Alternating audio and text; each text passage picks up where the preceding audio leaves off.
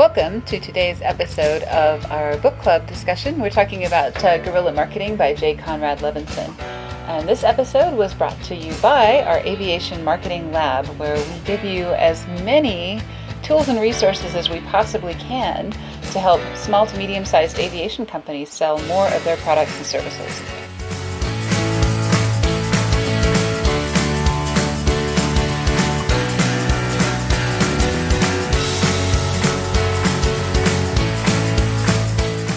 Hey everybody, thanks for joining us today on ABCI's Book Club, Aviation Business Consultants. My name is Michael Gaminal. I'm with Gaminal Tutors LLC. Paula Williams with ABCI. And John Williams with ABCI. And today we're discussing Guerilla Marketing, the latest book within the book club. The book that started the guerrilla marketing revolution, expanded and completely updated to the 21st century. It is also by Jay Conrad Levinson. So, first impression of the book, what'd you guys think? We actually read this a few years ago. So this is an updated version. I didn't find a whole lot updated, but it didn't need to be, quite frankly. I mean, this is one that I've had on my bookshelf ever since we first got it, and I pick it up whenever I am out of ideas or a client has somebody that's outspending them on everything and we need to do something weird. Anytime we need to think out of the box, this is a really good resource for that. He knew when not to go into detail because of what it wouldn't cover in the book. Uh-huh. And I found something in there that I had missed the last time, so it was interesting. Cool. Awesome.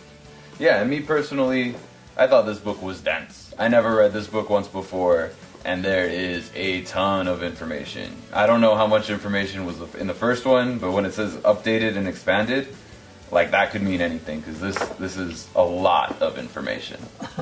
But overall, me just breaking into marketing, I thought it was really good. I mean, it had a lot of really solid tips, so definitely a fan as far as I'm concerned. Yep. Excellent. Cool. So should we just go right into the tips? Yeah, let's dive right in. And first of all, I mean, this is the first time that we've ever done a podcast in the same room. So I think this is cool. So anyway, I just thought I'd throw that in there. Yeah. Welcome everyone to fabulous Las Vegas. They're passing through on their way to an aviation item. Where are you guys headed? The Women in Aviation Conference, and we're doing a panel discussion on Saturday. And John is doing the technical stuff, and Mickey lives in Las Vegas, so we get to hang out a little bit, which is fun. Yeah, True. cool. So back to the task at hand. What tips were you guys? What is a tip that you thought was worthwhile? So we do one. Yeah, we can popcorn Just pick one. Magazines. Okay. As an entrepreneur, you're thinking, I can't afford a magazine, especially if you know what they cost. But his point is, it's cheap. And the reason he says it's cheap is because all you got to do is put one ad in a regional magazine one time, and it'll work for 35 years. Really? And he tells you how. Do tell. Spill the beans. You can get reprints for pennies on the dollar. Oh. And you can, depending on what kind of storefront, if you have a storefront, or, if you've got just only a web presence on how to approach that. If you got a storefront, you can leave them laying around in different places as seen in. Oh, yeah. The as seen in is something that we use an awful lot whenever we can. Exactly. Cool. So I thought that was way cool. All right. Because, in general, print seems to be not as thriving as it once used to be. True. True that. No, and I also think, as far as the magazines go, what stood out to me, and I didn't even, like I say, it was dense, so I didn't even pick up the fact that you could reuse magazines. That's genius. But that too. You can totally barter. Like, you can throw down with the directors of marketing, because at the end of the week, they need X amount of ads anyways. Right. So he advocates for kind of, leaning on what they need. And Also, kind of splitting up your prints so that you put 2 small ads in the same magazine rather than 1 large full-page ad. And he's got, everything that we talk about tips-wise, he probably goes in more in depth. A good, 20 minutes. But magazines in general, yeah, it's a good point. Mm-hmm. Absolutely. One of the things that I picked out was free consultations, because we just did an entire podcast on free consultations. And I think in the business that we're in, it's a really, really credibility-based business. And the business that you're in is also a really, really credibility-based business. And people probably don't know that you can help until you... Yep, that's right. Yeah, and that's why I give away my first lesson free. And it's kind of following their model. But as far as I was concerned when I was doing it, because nobody wants to admit that they're following somebody else's model. Right. So when I first started, I was like, well, I'm going to give away an hour. That way I can figure out if the student is teachable or if it's just not a relationship that would be worth the time or money or what have you. And so far I've had pretty good amount of success. I mean, I've given away a couple of lessons, but I've established a great deal of credibility because I've turned around and asked for reviews right on the spot. Yeah. Which was another suggestion by the marketing pros here at AVCI. It helps when you're related, right? It comes in handy, definitely. All right. Cool. Did you have a tip that you said the consultation. Yep, consultation, so you're up next. Uh-huh. Uh-huh. He brushed over lightly SEO, but and he says this is too much for this, and he tells you to go to Google and Yahoo, but what he does say is that you got to get it straight from the get-go, because if you don't, you'll never climb back up to where you need to be. Mm. Yeah. And SEO is search engine optimization, for Yes. those of you listening at My home. apologies. Jargon. Watch the jargon.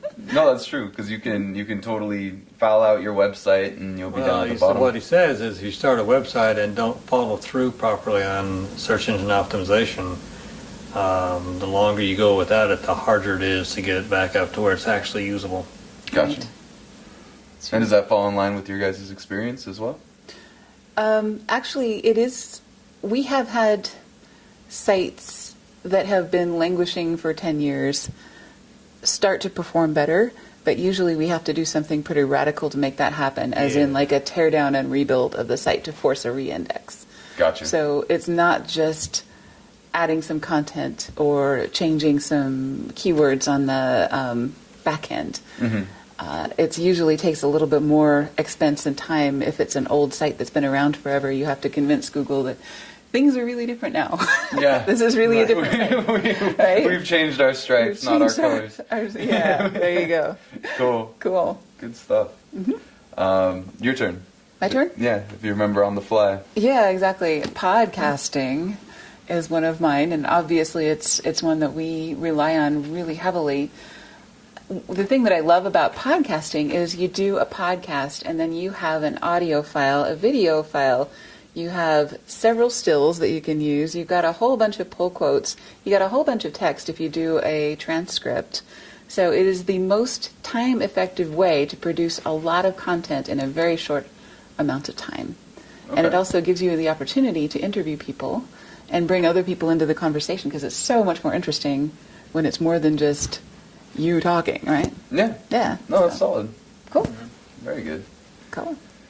Yeah, I mean, I like to listen to podcasts on long drives and that sort of thing. So whenever I listen, 9 times out of 10, I'm not going to buy the book. But whoever is doing the podcast, they definitely increase in credibility in my eyes. Whether I like the podcaster or not, I know that they acknowledge this subject as a field of study, and it does. It increases their credibility, absolutely. So right, and you get somebody's ear for half an hour potentially. When else is that going to happen? Yeah, that's crazy.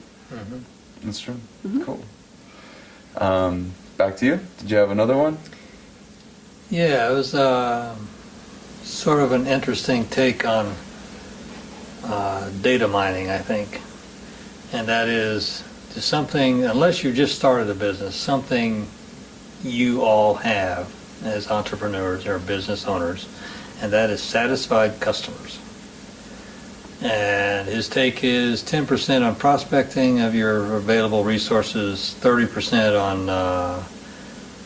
on getting them ready and trying to make the sale, and 60% on selling to your satisfied customers. Ah. Right. We've always said 50%. So I know, that's why I brought that up. that's even more than we say, and people, we argue with people a lot about that to get That's them right. to 50%. So, Yeah, but it's 10, 30, and 60. wow. Okay, we need to find that part in the book and start sending that to the I've people got it who marked for you. argue with us about the 50%. So that's there are people who are worse than us. That's cool. Cool. Well, yeah, no, I like the percentages a lot. I like the idea of playing to your strengths, right? Yeah. I mean, whether it's athleticism or business, like, you gotta use what you're good at to get further. If you're going to be the best, you need to focus on where you perform best and really, really utilize that. Absolutely. Yeah, I think most businesses, one thing I noticed while I was getting into business is I don't really take enough credit for the satisfied customers. Like, I get pretty stoked that they're happy, but I never consider how that could branch out to more potential sales.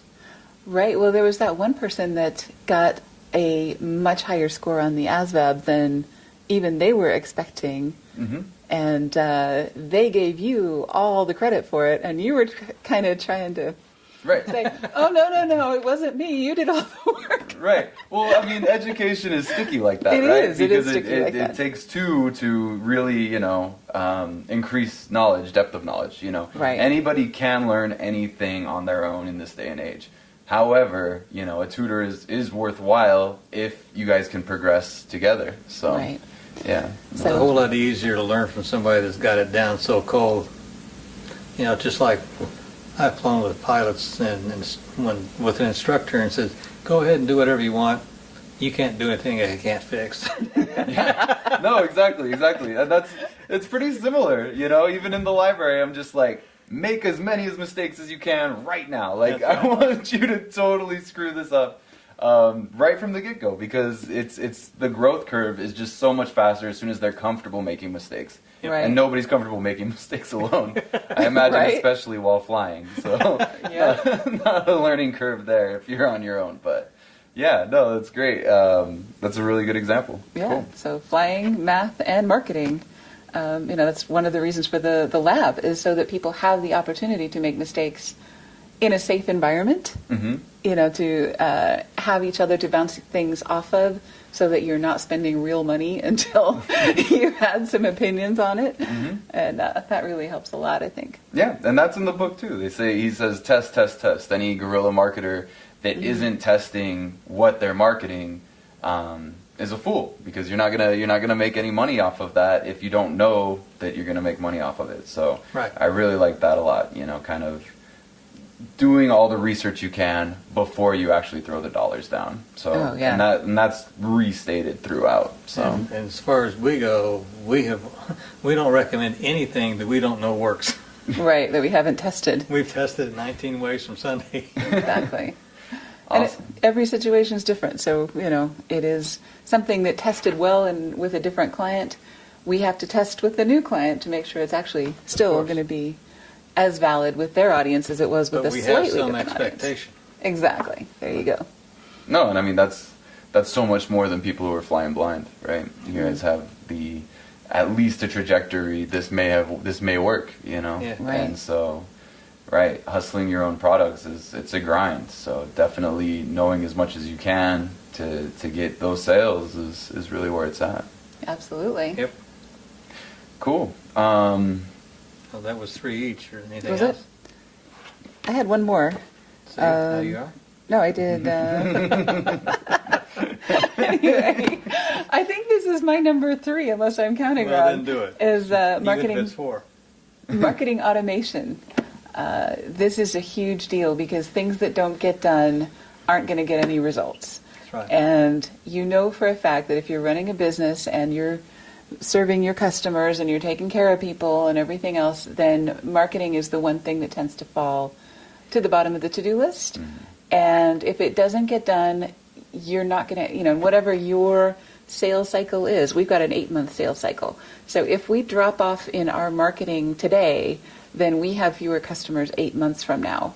And so our bank account is not going to be as healthy 8 months from now as it was, as it could have been if we'd kept our marketing up.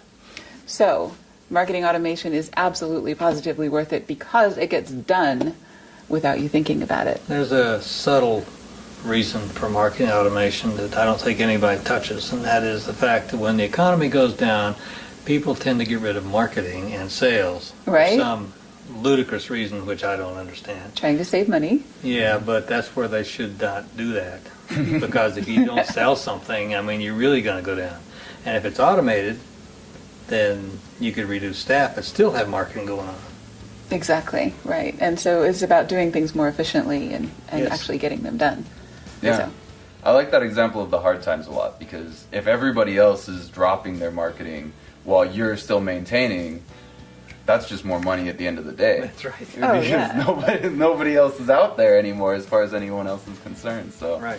that's great. If your competitors don't have that presence anymore, Mm-hmm. you don't really even need to upgrade or lower it. Just maintaining course, it's going to show you Exactly that right. credibility. That's Exactly. great. this is a car racing analogy, but they say you always win in the turns. Mm-hmm. You don't win in the straightaways. When things are going great, everybody's doing fine. But the great companies win in the turns. And that's because when things go badly, they keep marketing and they keep things going, right? Sweet. That's Yeah. a solid analogy. I like it. Thank you. I thought it was good. Right? Cool. Right. Let's go hop in the Civic and race. What do you guys say? Let's do it. Absolutely. That will be fun. We'll go drag the strip in Vegas and go Yeah. find dinner. That will be fun. They race on Fremont now, but or they Boulder race Highway. on- Yeah. Fremont doesn't even have cars on it anymore. Right. Well, Fremont turns into Boulder Highway. Right. Ah, okay. Yeah. The extension. So you race into Fremont. Okay. Not Anyway. that anybody would do that. Of course not. We would never dream of it, and if the Las Vegas Police Department is listening in, of course we're going to air this way after we're out of town anyway. Great. Well, I'll still be here, Vegas. But if anybody, so did anybody, any final words on the book? Don't think so for me. I'm happy. I think we did good. Cool. Yeah. Very expansive, very solid. And if you guys have any comments, feel free to leave them down below. We'd love to hear what you thought of the book, too. Yeah.